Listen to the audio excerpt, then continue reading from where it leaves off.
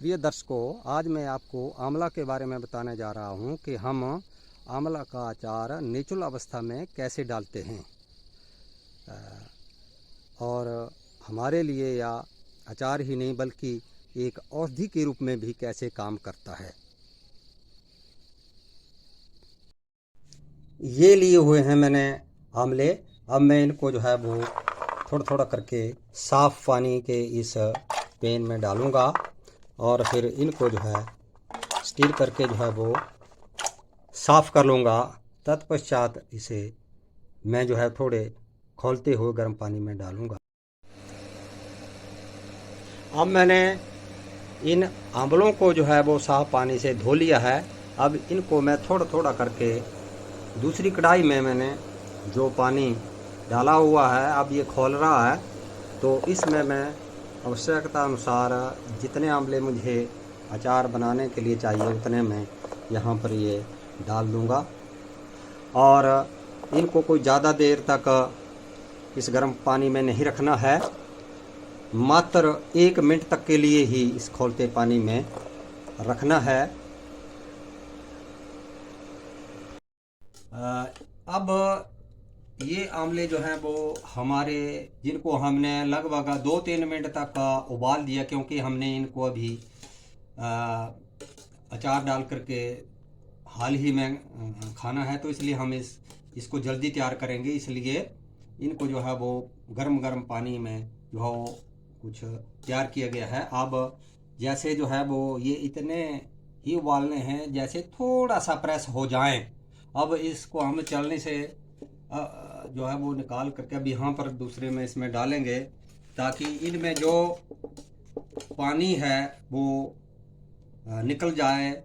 तो इस तरह से हम इस पानी को जो है वो निथार रहे हैं और बाद में जो है वो हम आपको ये भी और अब हम यथा योग ये सरसों का तेल डालेंगे जितनी का हमें ज़रूरत है। हम लगभग अभी आधा ही किलो आंवलों का अचार डाल रहे हैं, तो उसके लिए ये तो लगभग 200-250 ग्राम भी हम डाल सकते हैं।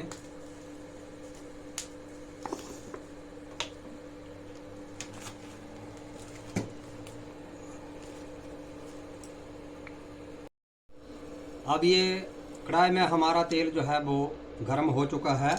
अब हम इसमें जो है वो भूनने के लिए थोड़ा जीरा डालेंगे। उसके पश्चात हम इसमें धनिया पाउडर डालेंगे जिसका हमने पाउडर बनाया हुआ है, और इसमें 2 चम्मच हमने जो है वो मेथी दाना भी जो है वो डाला है, तो इसका पाउडर हमने बना लिया है। अब इसमें हमारे पास थोड़ी 2 चम्मच जो अजवाइन है उसको भी हमने यहाँ पर भूनने के लिए डाल दिया हुआ है। और लाल मिर्च के स्थान पर हमारे पास ये काली मिर्च का पाउडर है, तो 1 चम्मच हमने ये भी डाल दिया। और इसके साथ ही हमारे पास ये हल्दी का पाउडर है, तो 1 चम्मच हमने ये भी डाल दिया है। तो इस तरह से हमने इस मसाला को तब तक भूनना है जब तक ये थोड़ा ब्राउन ना हो जाए। अब ये तेल अच्छी तरह से गर्म हो चुका था, इसलिए अब ये हमारी जो सारी चीज़ें हैं, जो ये मसाला है, ये पक चुका है। तो मेरे पास किचन किंग जो गरम मसाला है वो भी है, तो मैं अतिरिक्त स्वाद के लिए ये भी डाल देता हूँ। तो ये डाल दिया मैंने किचन किंग।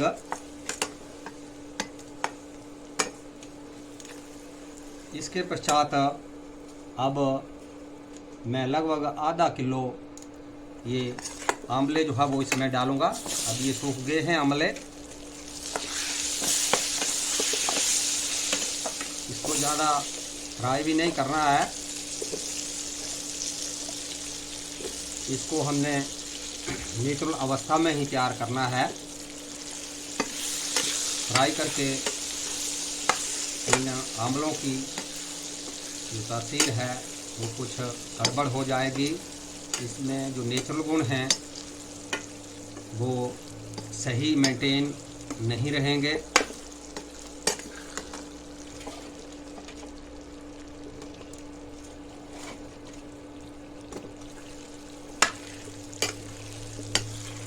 तो आप इसको थोड़ा थोड़ा धीमी आंच पर थोड़ी देर के लिए हिलाते रहें। अब दोस्तों इस तरह से अब ये हमारा अचार अब तैयार है। अब हम इसको एक जार में ठंडा करके डालेंगे। अब हम इसमें जो है ये फोर्टिफाइड नमक जो है वो अब ठंडा करके डाल रहे हैं। इसमें लगभग 3 चम्मच नमक के होने चाहिए, क्योंकि आंवला बड़ा भारी खट्टा होता है, तो 1-2 चम्मच से कोई गुजारा नहीं होने वाला। तो इसमें हम 1 और चम्मच जो है वो इसमें मिलाएंगे।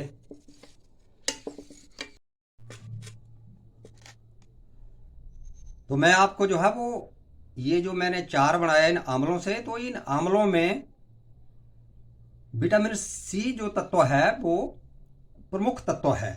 विटामिन सी जो है हमारी सेहत के लिए बहुत ही लाभप्रद है। यह हमारे शरीर की जो त्वचा की जो कोशिकाएं हैं उनकी ये मरम्मत करता है। इस या सिर के बालों की जो जड़ हैं उनको मजबूत करता है। यह कहने का भाव यह है कि बालों को झड़ने से रोकता है, और साथ में जिनके बाल टूटते हैं उन बालों को टूटने से भी यह रोकता है, अर्थात बालों को जो है मजबूत बनाता है। सिर में जब रूसी आ जाती है तो उस रूसी में इस आंवला का जो रस है तो उसको जो है हम सिर पर लगाएं तो वो रूसी जो है वो कुछ ही दिनों में दूर हो जाती है। या नक्सीर के लिए भी बहुत ही लाभदायक है। नक्सीर में इसके फल का रस निकाल करके हम 2-4 बूंदें अगर लगातार दोनों नथनों में 5-4 दिन तक डालेंगे तो इससे हमारी नक्सीर जो है वो बंद हो जाएगी। हमारे दिमाग की जो नसें हैं वो खुल जाएंगी, तनाव रहता हो वो दूर हो जाएगा। कई बार गैस या एसटीडी की वजह से हमें चक्कर वगैरह आ जाता है, तो ऐसा करने से जो चक्कर वगैरह आता है तो वह चक्कर भी दूर हो जाएगा। आंखों की रोशनी भी बढ़ेगी। इसको सीधे हम या इसके रस को हम निचोड़ करके 2-3 बूंद दोनों आंखों में डालें तो हमारी जो आंखों की रोशनी है वो दिन प्रतिदिन जो है वो बढ़ेगी। यदि किसी को हिचकी आती हो, रुकती ना हो, तो हिचकी रोग में भी हम त्रिफला के रूप में इसका जो है इस्तेमाल करते हैं, क्योंकि त्रिफला में यह एक मुख्य घटक होता है। तो जैसे एक भाग हरड़ होती है, या जैसे मान लो 1 चम्मच हरड़ का 2 चम्मच भेड़े के और 3 चम्मच इस चूर्ण के जो है वो इस तरह से 1-2-3 के अनुपात में पड़ते हैं। तो इस तरह से त्रिफला चूर्ण लेने पर जो हमारी हिचकी रोग जो है वो दूर होता है। यदि हमारा पित्त बढ़ गया हो तो पित्त को भी यह शांत करता है। पित्त की वजह से भी कई बिगाड़ पड़ जाते हैं। जिस तरह से हमें कई बार उल्टी आती है, इंडाइजेशन हो जाती है, खाने को जी नहीं करता है, चक्कर आ जाता है, तो इस अवस्था में भी हम इसके चूर्ण का अगर हम जिस तरह से रोज 1 या 2 चम्मच सेवन करें, जिस तरह हम इसका सेवन खाली पेट भी कर सकते हैं या कोई हानि पहुंचाने वाला नहीं है, तो यह पित्त को शांत करने में भी बहुत ही लाभदायक है। या पेट में अपच को या पेट में जो एसिडिटी बनती है, गैस बनती है, या उसको दूर करने में भी बहुत ही लाभप्रद है। या एक अमृत है, अमृत। जैसे कई बार गैस्ट्रिक ट्रबल की वजह से पेट के दाएं से बाएं में या ऊपर नीचे छाती में दर्द हो, सकती है, चक्कर भी आ सकता है, सिर में दर्द हो सकती है, तो इस अवस्था में आप अकेले इसका चूर्ण भी प्रयोग कर सकते हैं। यह त्रिफला चूर्ण, जिसमें एक मुख्य घटक होता है ये, तो उसका जो है वो आप प्रयोग कर सकते हैं। दिन में 2-3 बार इसको आप ले सकते हैं। जिसको प्यास ज्यादा लगती हो तो यह प्यास को भी बुझाने वाला है।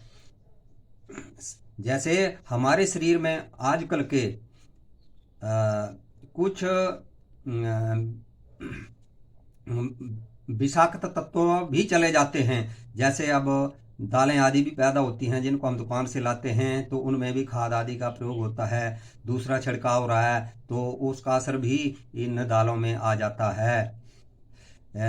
इसके अतिरिक्त दालों आदि को कीड़े आदि से बचाने के लिए भी दुकानदार लोग बोरियों में उस कोई विष वगैरह जो है वो, कोई कपोस आदि की गोलियां जो है वो उसमें डाल देते हैं। या हमारा जैसे गेहूं है, मक्की है, उसमें भी हम ये जिम्मेदार लोग जो हैं वो कोई कपोस आदि की गोलियां जो हैं कीटों से बचाने के लिए डाल देते हैं। तो उसका भी असर जो है वो, जैसे आटा आदि जो हम दुकान से लाते हैं उसमें भी उसका असर जो है वो चला जाता है। कौन धोकर के अनाज को सुखाता है? तो दोस्तों, ये जो विष हमारे शरीर में अप्रत्यक्ष रूप से चला जाता है, जिसका असर देखने को मिलता है, तो उसको भी यह दूर करता है। तो इसका प्रयोग हमें या इसका सेवन हमें रोज करना चाहिए। यदि किसी के पेशाब में जलन हो, कि कोई गर्म चीज खा ली हो, तो पेशाब की जलन को भी यह दूर करने में सक्षम है। पित्त की वजह से उल्टी आती हो तो इसका पाउडर भी बहुत ही असरकारक देखा गया है। गुदा रोगों में भी यह बहुत ही लाभदायक है। जिसको बवासीर हो गई हो या खून आता हो, तो या उस खून को भी रोकने में सक्षम है। इसका चूर्ण हरड़ और भेड़े के साथ जो इसका अनुपात मैंने बताया, वो उसमें लेने से जो है वो बवासीर तक जो है वो दूर हो जाती है। यदि जिस तरह से कोई व्यक्ति लाल मिर्च का अधिक सेवन कर ले, तो इस अवस्था में व्यक्ति के पेशाब में अधिक जलन होती है, कब्ज हो जाती है। तो इस अवस्था में हमें जो है वो इस आंवले के पाउडर का चूर्ण जो है वो 2-3 ग्राम सुबह खाली पेट ही लेना चाहिए। यदि खाली पेट ना ले सकें तो भोजन खाने के लगभग 2 घंटे बाद जो है वो इसका 2-3 ग्राम पाउडर जो है वो ठंडे पानी के साथ आप लोग लें। जैसे कुछ लोग जो है वो शराब पी लेते हैं और सुबह उनका शरीर जो है वो टूटा हुआ महसूस होता है या तोड़ लग जाता है उनको, तो इस अवस्था में भी इसके 3-4 चम्मच जो है पाउडर ले करके या 3-4 आंवले खा करके आदमी जो है वो चुस्त दुरुस्त जो है महसूस करता है। खिलाड़ी लोग भी इस आंवले का यदि प्रयोग करें तो उनमें जो है वो अथाह शक्ति जो है वो आएगी। उनमें जैसे अशुभ होता है तो उनमें जो है वो अशुभ शक्ति जो है वो आ जाएगी। यह हमारी धातु को भी पुष्ट करता है, अशुभ की तरह बना देता है, आंखों की रोशनी को बढ़ाता है, खून को पतला करता है, जिससे जो है वो हमारे जैसे कई व्यक्तियों को जो है वो हार्ट की प्रॉब्लम हो जाती है, हृदय की धमनियों में कोलेस्ट्रॉल जमा हो जाता है, तो या उस कोलेस्ट्रॉल को भी दूर करने में सक्षम है। तो हाई ब्लड प्रेशर जो होता है, तो यह हाई ब्लड प्रेशर को भी रोकने में बहुत ही सक्षम है। इसके अत्यधिक चमत्कारिक प्रभाव जो है वो ब्लड प्रेशर वाले रोगी के ऊपर जो है वो देखे गए हैं। यह तनाव को भी दूर करता है, मोटापे को दूर करता है, क्योंकि इसमें विटामिन सी है। अगर मोटापा वाला आदमी कोई इसका लगभग 1 महीने तक प्रयोग करे और डाइटिंग भी करे तो उसका मोटापा जो है वो दूर हो जाएगा। इसका जो चूर्ण है तो उसको शहद के साथ जो है वो आप लगभग 1 महीने तक लें। चेहरे पर जो झाइयाँ, फुंसियाँ आदि आ जाती हैं तो इसके चूर्ण के सेवन से वो भी दूर हो जाती हैं। तो लीवर के जो भी रोग होते हैं तो उन लीवर के रोगों को भी यह दूर करने में सक्षम है। काला पीलिया जो रोग होता है या पीलिया रोग होता है उसको भी यह दूर करता है। काला पीलिया रोग में इसका चूर्ण या इसका जो चूर्ण है वो प्लस 1 भाग भेड़ा और दूसरे एक हरड़ और लगभग 1 तोड़ा सफ़ेद जीरा जो है वो पीस कर, इन सब चीज़ों का जो चूर्ण है लोग रोज लगभग 2-3 ग्राम की मात्रा में 2-3 बार जो है अगर लिया जाए तो काला पीलिया भी दूर हो जाता है या दांतों की सड़न को भी रोकता है। तो दोस्तों इसके बड़े भारी गुण हैं, इनको हम मुरब्बे के रूप में भी ले सकते हैं। धन्यवाद।